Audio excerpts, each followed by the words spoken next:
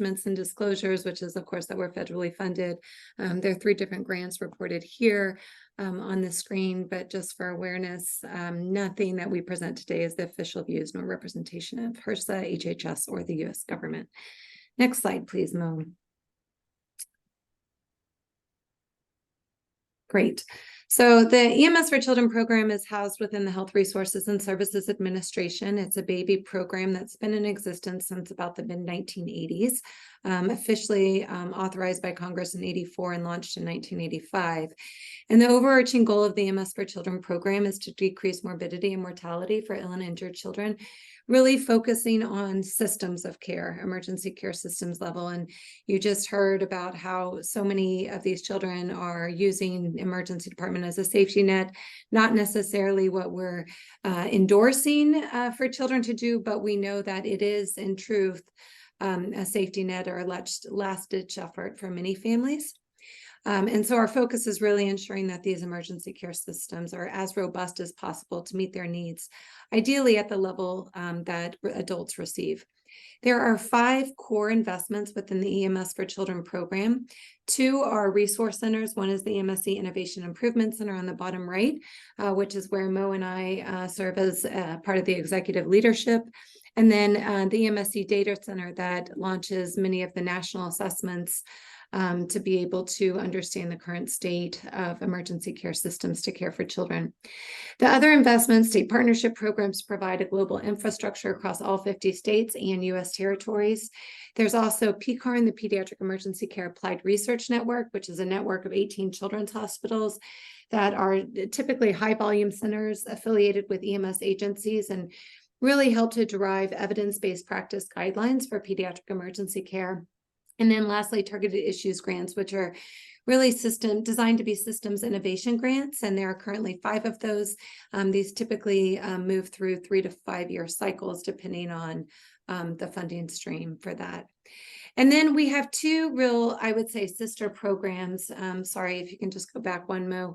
The Pediatric Mental Health Care Access Grantee Program is a program that's funded also out of HRSA, not technically within the EMS for Children program, but these provide funding to about 45 grantees across the United States to provide support and consultation, primarily to primary care providers to support decision-making around pediatric mental health.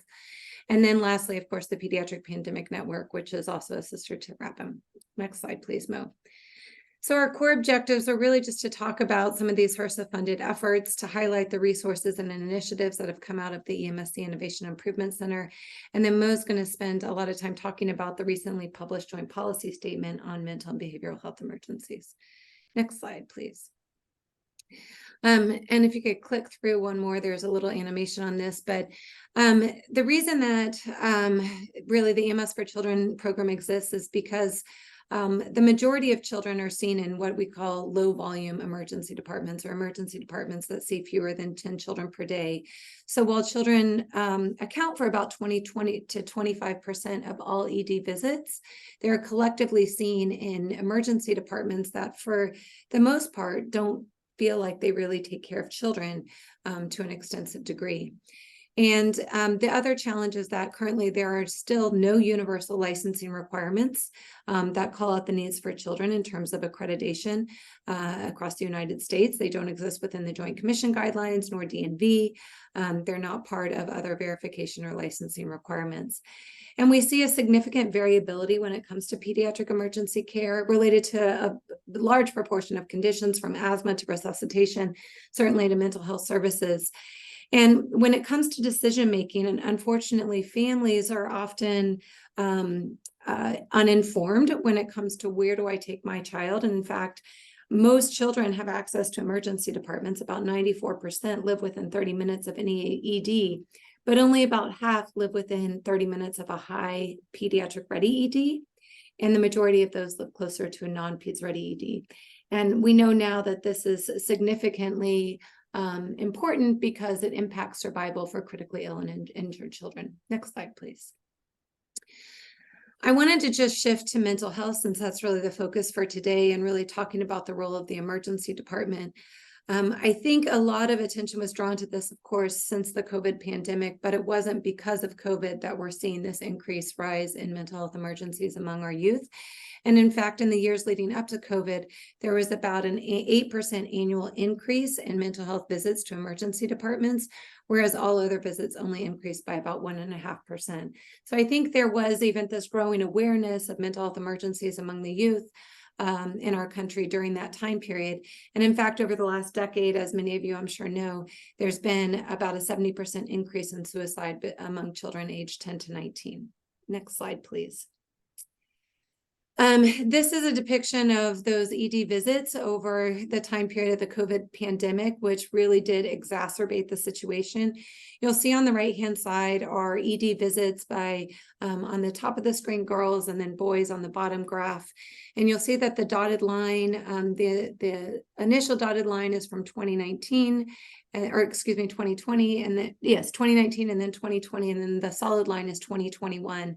And I think it's most visible in that top graphic where you see that solid line is the number of ED visits among teen girls during the COVID pandemic. And it really just skyrocketed and brought to awareness the need that emergency departments in particular need to be ready to respond to this. And this is true of many other disasters or pandemics, whereas oftentimes the emergency care systems that are the first to really recognize or see this because they're experiencing such large volumes, and they really end up serving as the primary filter, the safety net for these types of events in these children. Next slide, please. So obviously, many of you know this, but just to put it here, you know, we know a significant proportion of patients who end up dying by suicide did indeed seek care support in the months preceding that event. And about 2/3 of youth who come to emergency departments with suicidal complaints or behavioral health issues end up ultimately being discharged. But unfortunately, follow-up care is highly variable. We recognize that there are significant gaps in the availability of pediatric mental health specialists across the country, with about 2/3 of counties being mental health professional shortage areas. And unfortunately, this results in significant risks to these families and or the youth, where we see as much as a 57% increased mortality among children within that first year who presented for self-harm, and a 31% for those who presented for suicidal ideation. So there's really a need to figure out, how do we manage these children most effectively, first by identifying them, and secondly by ensuring that they have the appropriate follow-up and or services they need if and when they leave the emergency department. Next slide, please. Some of the efforts that we initially engaged in through the EMS for Children program was an effort that was really led by HRSA. Many of you are probably aware of this document or toolkit, Critical Crossroads. It's really a roadmap to help emergency departments become more ready for children with mental health emergencies. And it outlines a number of strategies, and it was really a powerful tool to begin implementing this work. And I think really aligned with the other calls to action that came within the next 1 to 2 years as we began to realize the epidemic proportions of pediatric mental health emergencies. Next slide, please.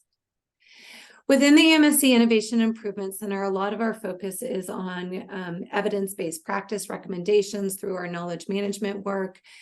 We also host a large number of quality improvement collaboratives, knowing that this is the ways that we can more rapidly transform our healthcare system.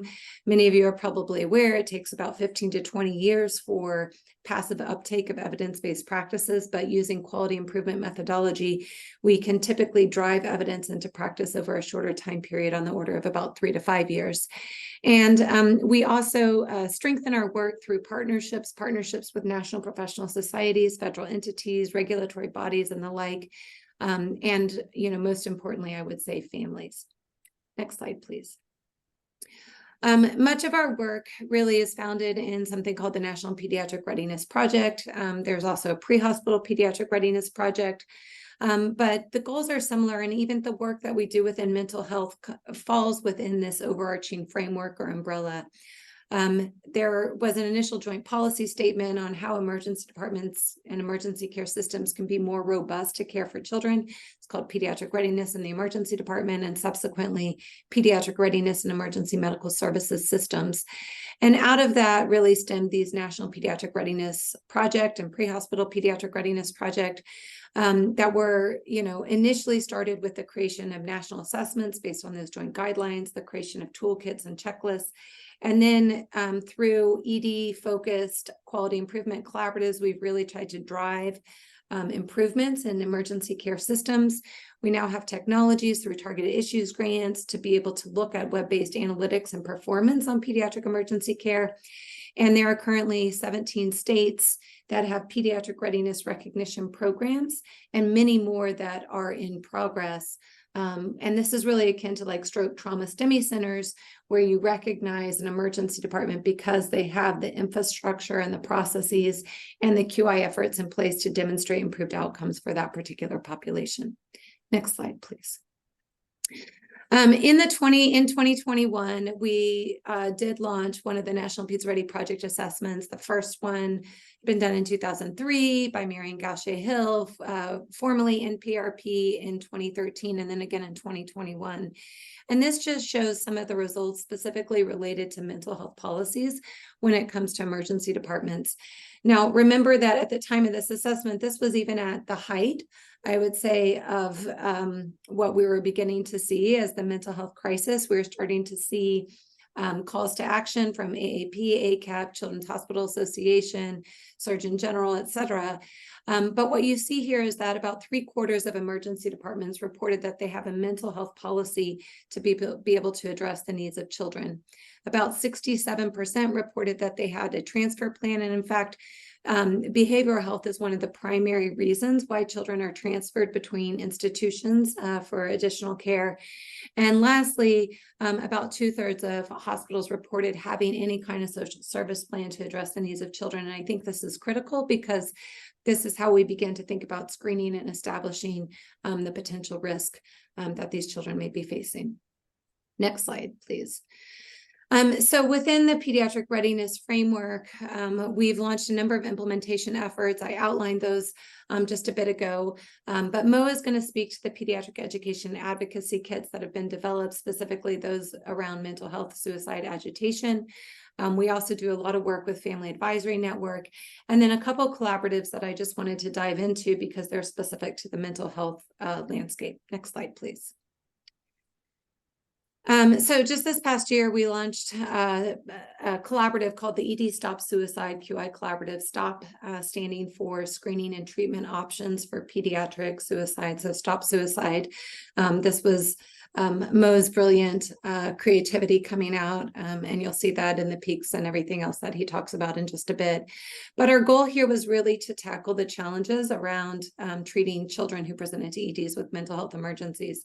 We know the data, we saw those spikes. We know that only 3/4 of EDs even have a mental health policy, and many of those that do aren't necessarily following evidence-based practices or understand the risks associated with discharging these children and potentially not having adequate follow-up. So we invited hospital-based teams to participate in this quality improvement collaborative, and the goal was to focus on any of 4 areas that they felt they had enough buy-in and support to implement. The first would be implementing evidence-based screening tools. The second, ensuring that any high-risk child receive a full mental health assessment by a licensed mental health professional. Third, really thinking about ED-based interventions. We know so many of these children are boarding. Many of the teams focused on implementing patient and family-centered activities, whether that's from being able to spend time outside or shower, ensuring food, opportunities to engage in schoolwork or other types of interaction, and also strategizing around a standardized pathway for clinical decision-making and diagnostics. And then lastly was to focus on discharge and safety planning and ensuring follow-up for these patients, but also ensuring that all families were canceled on lethal means restriction. Next slide, please. So this was kind of a snapshot of what the group of participants look like. Here you see 84 sites represented. We ended up having a total of 89 sites, but you can see those in blue were sites that were engaged with the ED Stop Suicide Collaborative. So we had a tremendous spread. On the right-hand side, you'll see the breakdown across general EDs was the majority, pretty even split across rural, urban, suburban. And then lastly, when it came to pediatric patients, this wasn't just for low volume rural EDs. We actually had a large number of children's hospitals or high volume EDs that were participating in this collaborative. And it was really exciting to see because it allowed sized hospitals to work with each other because they had similar types of resources and challenges that they were facing. Next slide, please. All of our quality improvement collaboratives are founded on evidence-based practice. We do use QI methodology, but our goal is not to make them theorists in quality improvement, but more the practical application of quality improvement methodology. We provide a lot of additional support in terms of project management and infrastructure, but the goal is to guide these teams through a number of plan, do, study, act cycles. And many of them face challenges. Some of them set out to say, we're going to focus on suicide screening, and ultimately hit some challenges and decided to switch to another area of focus. And that's perfectly acceptable. There's not a stringent requirement for these teams. We're just here to really build trust and support and help make baby steps towards evidence-based practice. Next slide, please.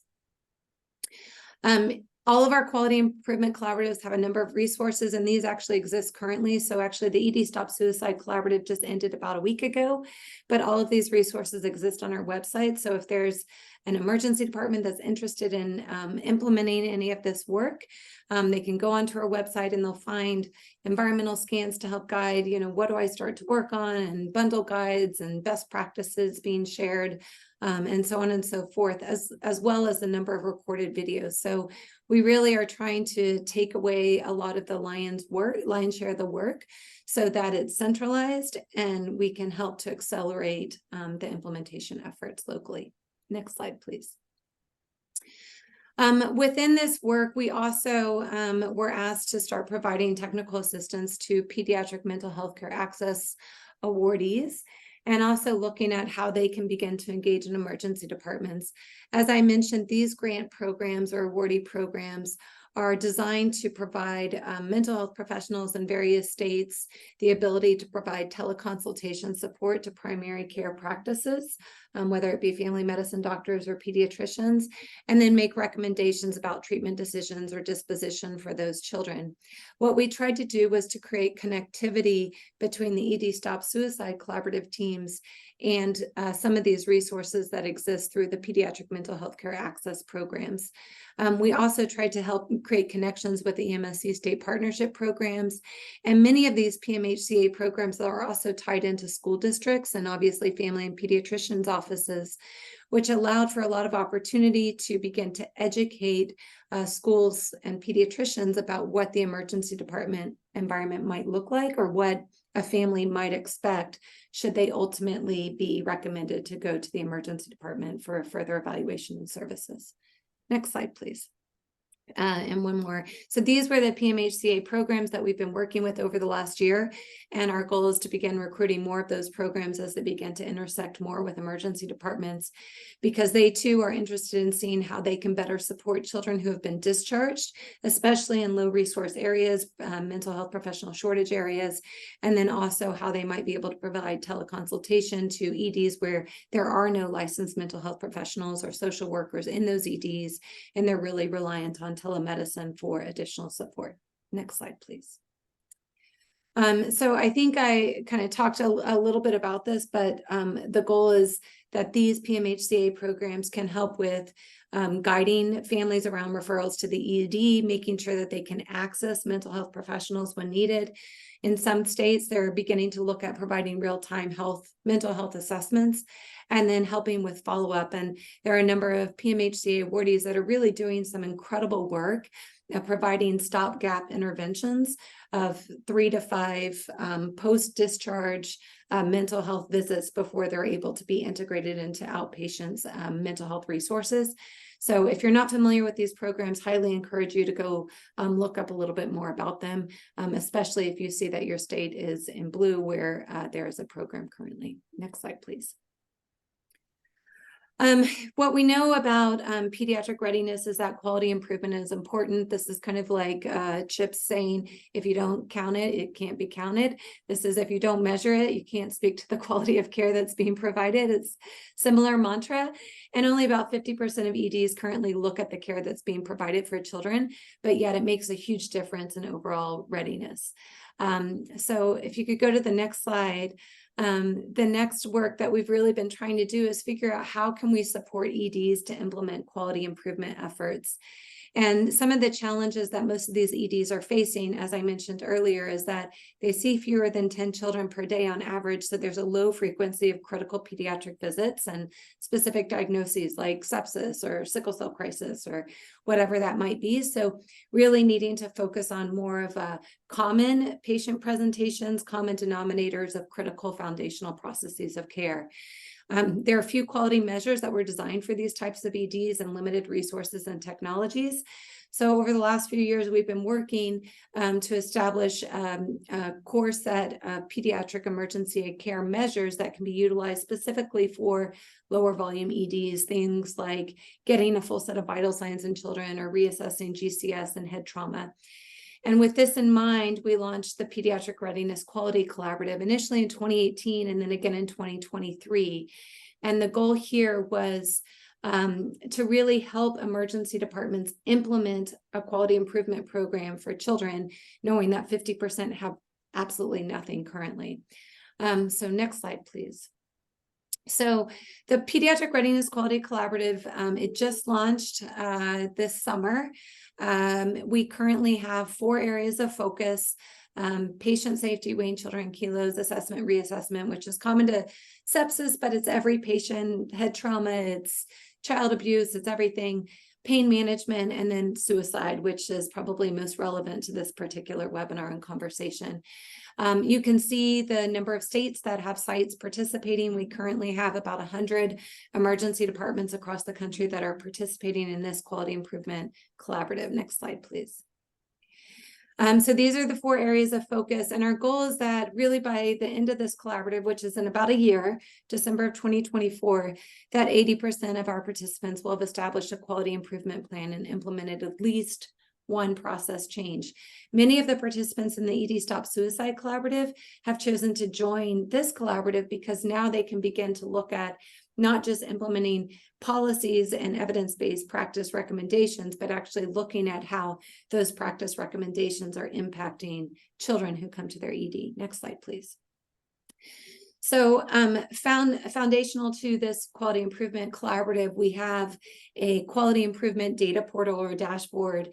As far as we know, this is the first of its kind to really begin looking at how care is being provided to children, particularly in lower volume EDs. And the goal is that for anyone who's participating in this QI collaborative, they're entering data from actual pediatric patient encounters. This is very limited in terms of any kind of PHI. It's really just trying to get at the processes of care. And so when they do that, then they can go to a dashboard and they can see their individual performance on any of those 28 quality measures. There's 4 that are specific to suicide. But more importantly than just being able to see how they're performing, i.e., how many children over the age of 10 are being screened for suicide, they can see how am I comparing to the nation in terms of performance, and more importantly, how am I comparing to other emergency departments that are similar to my own.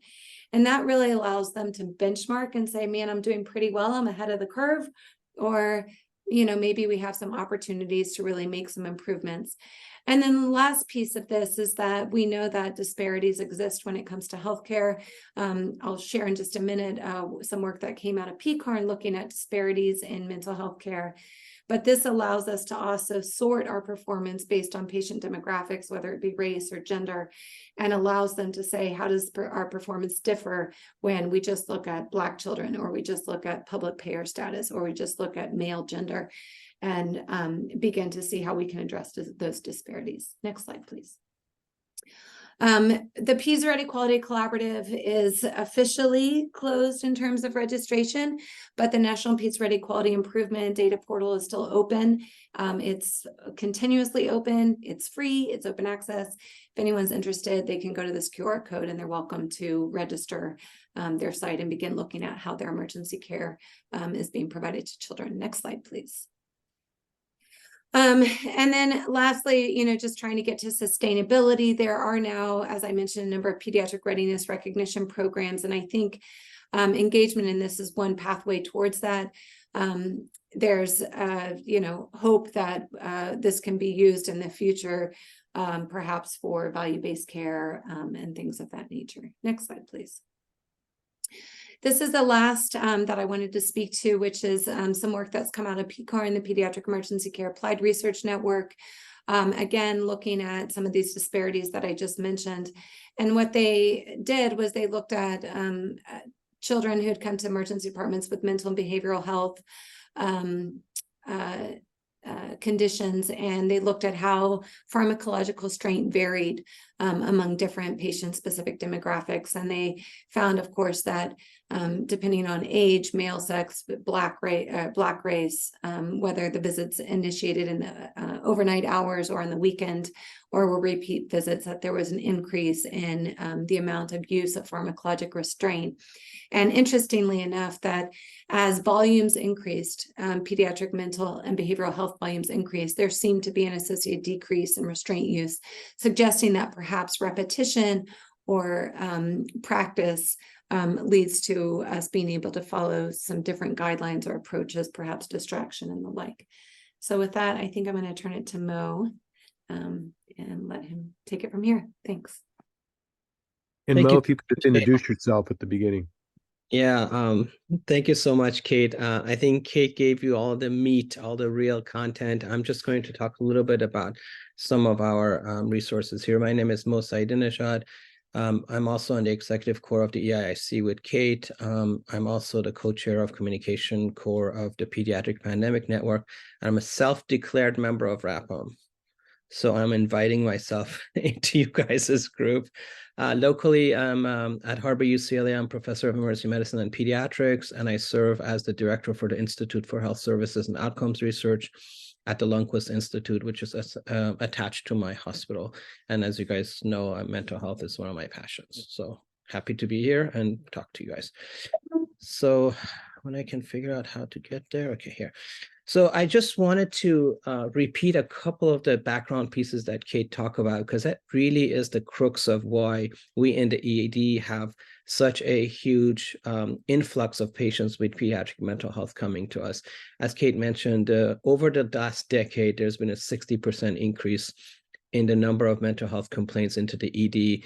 And COVID just exacerbated a little bit, but that trajectory was already happening. So the challenge is 1 out of every 5 children, whether they come to the ER or not, they technically have a diagnosable mental health problem. So that affects a lot of our children.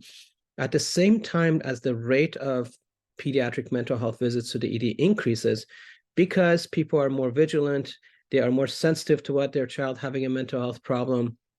There's more referrals from schools, there's more referrals from primary care offices. At the same time, there is a decreasing capacity of mental health care system to take care of these. On average in this nation, there are about 14 pediatric psychiatrists for every 100,000 children. And if you live in Wyoming, for example, that goes to 4 out of 100,000. So it's a big problem. Wait time to see a child psychiatrist or a child psychologist is roughly about 6 weeks.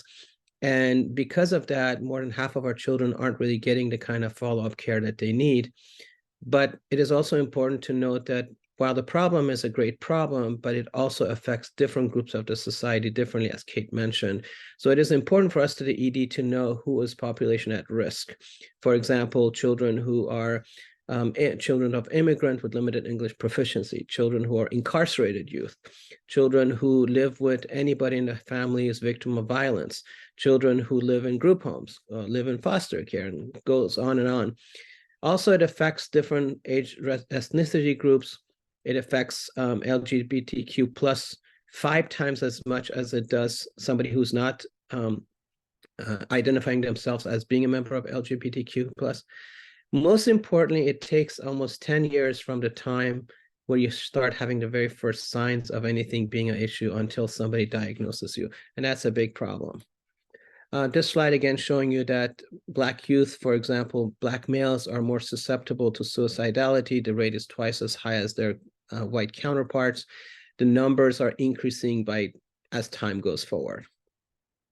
Kate mentioned this already, that the mental health crisis finally became a recognizable crisis with the declaration of the AAP, the American Academy of Child and Adolescent Psychiatry, and the Children's Hospital Association in 2021 in an AAP news article that essentially called it a crisis.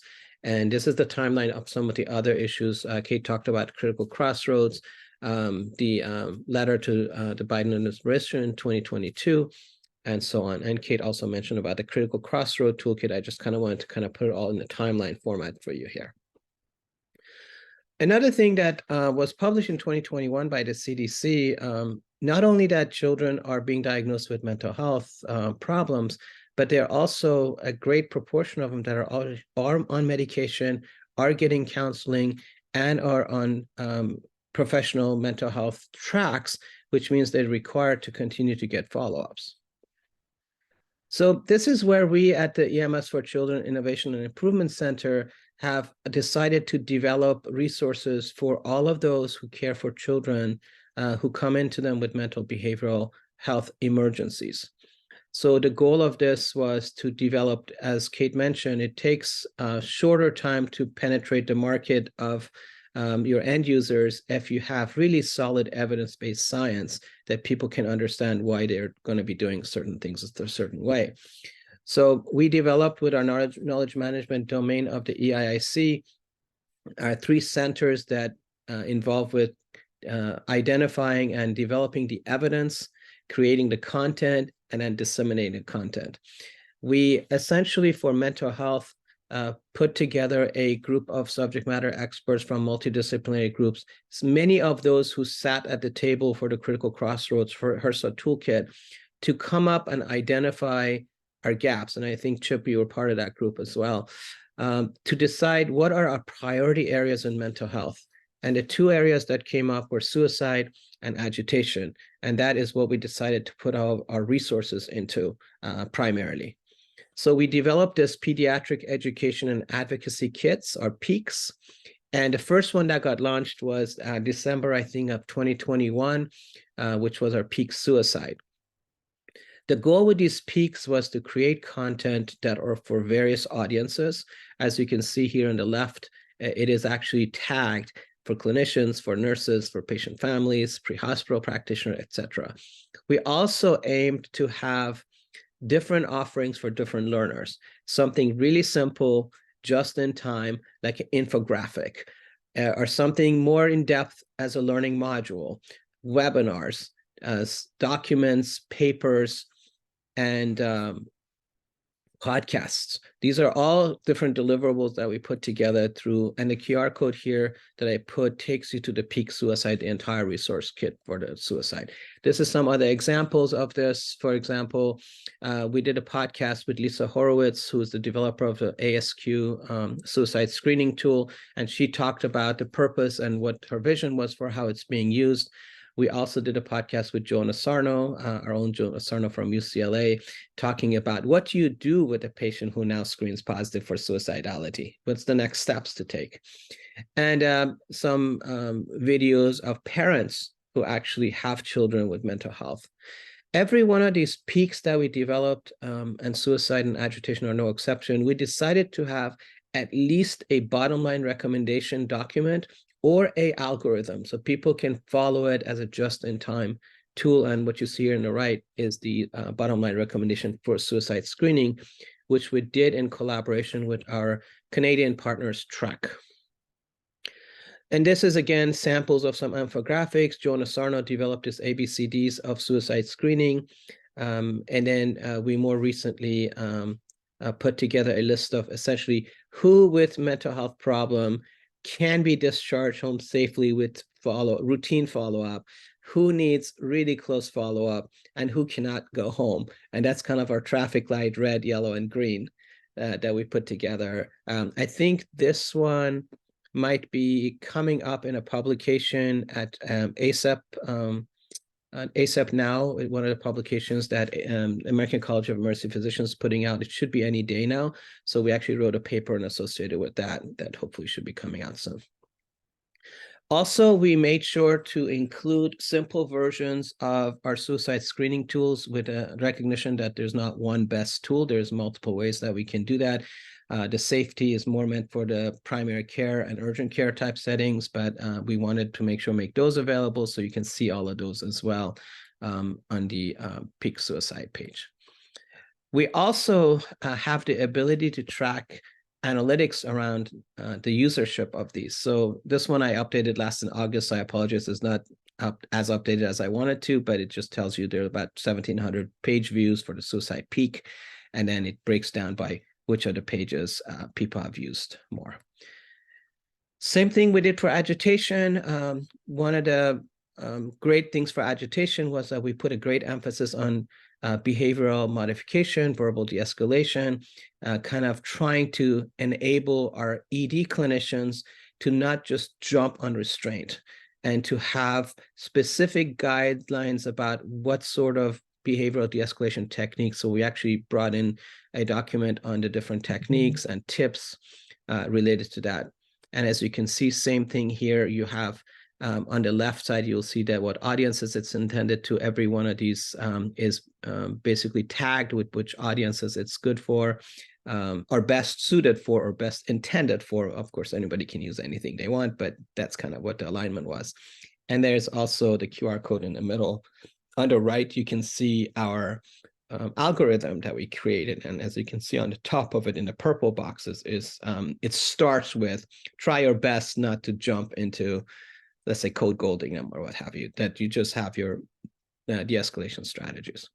So I wanted to just take a couple of seconds, and those of you who have your phones, can I ask you to please scan this QR code? I want to make sure it's going to all the phones the way it's supposed to. I'll give you like 10 seconds if you don't mind, scan this for me, and I'll show you what it's supposed to go.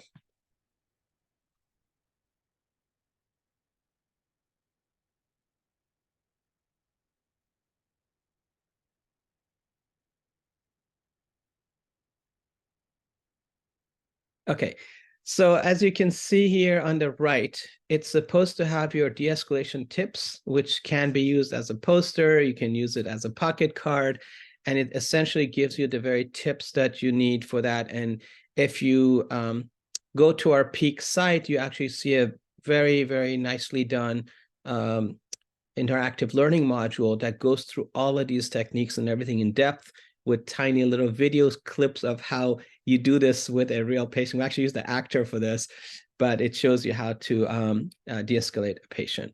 So the good news is that those of you who were able to click it, I can tell in a few minutes how many people went to the site at this given time. So that's one of the other good things that we can actually do metrics around, who's engaging with our site. We did also want to make sure that we included the medication. The medication list here that you see doesn't really recommend one over the other, but it's just a list of medications that are evidence-based. Our Evidence Synthesis Center at Baylor put this together through a robust review of literature. And also the best part of it is that for a clinician, it shows you the contraindication lines. When should you not use it? What should it be used with? Or what are the limits and side effects? And this has been one of the more downloaded one of our content recently, because people wanted to know if they're going to go with medication, what can they use that their institution actually has. And there's, with respect to that, there's, I put a list of things that are in development, things that are available. So our agitation hospital-based interactive module is available. We're also working to complete a pre-hospital agitation learning module, which is really important for pre-hospital folks that actually have access to different kinds of medications than we do in the ED, and also to share with them what kind of verbal de-escalation techniques they can use. We're also finishing up our suicide hospital-based. This was a longer, bigger undertaking, so it's taking a lot more in terms of editing to do. And we do, as you can see, have our agitation algorithm available. And we also have its peak coming up completion for child abuse, but the algorithm part and some of the other deliverables for peak child abuse are also out.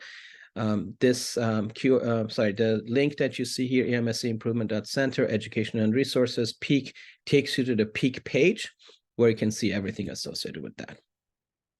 So for our peak agitation, I have a more recent update, October, again, the same similar numbers that you can see. In the last month, pharmacologic did not get as many hits, but in the beginning, when it first came out, was one of the higher ones that people used. So as you can see, non-pharmacologic here, luckily, it's a lot higher. So it's very exciting to see that. And then the last couple of minutes, I'll just talk a little bit about the mental health joint policy statement. This was a tremendous amount of effort and work. A lot of people, 3 years long, going back and forth between 3 different organizations, trying to make sure that all the language was acceptable to everybody. So it taught us a very good lesson. If you want to get collaboration, it's not an easy task, but you can get professional societies that have different missions to come together on something like that. It's a win. And there's a technical report that went in there with the policy statement. This is a little bit more of a detailed. The idea was that we were due for a new joint policy statement on pediatric mental health. All 3 of these organizations had their own policies, but everything was already old. And considering how much the number of patients and complexity of pediatric mental health has changed over time, we felt that the previous ones needed not only to be revised, but perhaps consolidated as one voice. We wanted to make sure that this policy statement considered general EDs and rural communities. Was not really a big part of the previous statements. Also, we wanted to consider that pediatric mental health doesn't start in the emergency department. It starts in the homes. It starts in the communities. It's brought in by our pre-hospital folks. It goes into the ED, but then after ED, it needs to go somewhere else, and there needs to be continuity of care. So that was the biggest win of this policy statement, to be able to consider the entire continuum of care. We also looked at system of care issues, which had a lot to do with optimizing capacity once possible, payment systems, legislatures, including primary care into this, and inclusion of what to do when a patient who potentially would be inpatient ends up having to board into ED. And that was a big problem. A lot of us in the ED are concerned that we are not inpatient psychiatry ready, and yet we have to do a lot of that work. So it's a good reading if you guys get a chance. And I'll share these slides. Again, QR codes for all of these are in there as well. There's also, we put in consideration for research. We definitely need better research to create better evidence so that we can advocate for the resources that we need. Everything, as Kate mentioned, if it's evidence-based, if it's supported by research, has a better voice than people making anecdotal statements. So just to conclude, ED is the de facto referral center for all of these mental health patients, because the system of care is not clearly defined and the resources are not sufficient to meet the demands. So everybody's referring patients to the emergency department, and as a safety net, we are the ones that starts to follow from that point on. And we also know that pediatric mental health, while it affects everybody, there are specific at-risk population that are disproportionately affected. So for emergency clinician, it's important to see the risk and understand that certain people need to be more closely evaluated for the need for mental and behavioral health resources. Talked about the EMSC resources that we developed for all of our pediatric practitioners. Kate talked about the quality collaboratives, which in my opinion are one of the best ways that we can translate knowledge into the community. I have not really seen a better way to directly deal with the folks who are at the front lines of seeing the great majority of children that come in for mental behavioral health. Those are the low resource, the rural, and the critical access hospitals. And we have a series of tools and resources for our pediatric education and advocacy kits on suicide and agitation. We are continuously adding content Everything that's there, by the way, is free, open access, no passwords, no payments or anything. Everything is open access as per the requirements of our funding entity, HRSA.